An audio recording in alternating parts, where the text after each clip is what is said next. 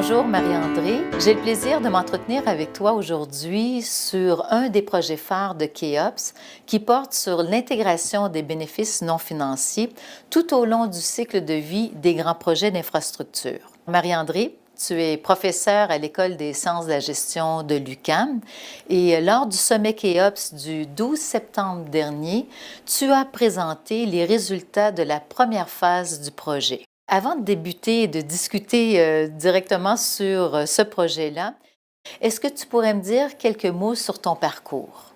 Bien sûr. D'abord, dans un premier temps, je dirais que j'aborde ce projet d'intégration des bénéfices non financiers à partir d'un cursus plutôt financier. J'ai approfondi les limites de la logique financière et ensuite, en début de carrière, je me suis intéressée au concept de responsabilité sociale des organisations. Je dirais quand même qu'on mène ce projet-là avec un point de vue très original, puisque je m'intéresse beaucoup à la pertinence des connaissances scientifiques pour les praticiens. Est-ce que tu peux nous définir le terme? Quels sont les bénéfices non financiers? Les bénéfices non financiers sont les retombées sociales et environnementales de grands projets d'infrastructure.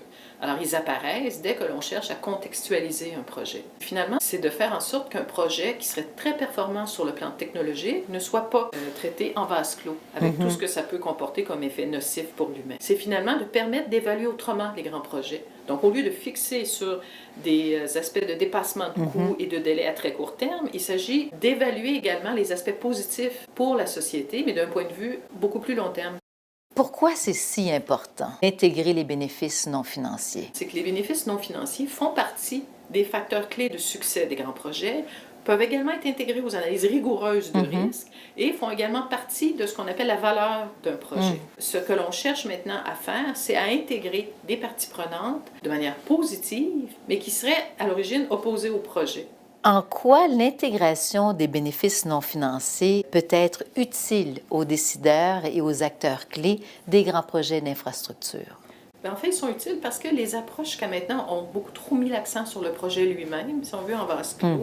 Et là, il s'agit d'intégrer la société, mais la difficulté étant de faire correspondre ces deux entités-là, et non pas d'en traiter une au détriment de l'autre. Donc, la difficulté provient vraiment de la réconciliation, si on veut, de ces deux entités-là. Donc, nous, ce qu'on propose avec ce projet-là, ce sont d'avoir des ateliers de développement qui permettent de co-construire des indicateurs avec les parties prenantes. À ce moment-là, on vise davantage des indicateurs pertinents plutôt que des indicateurs précis.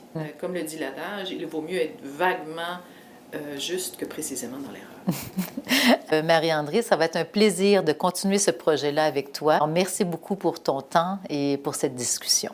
Merci à toi.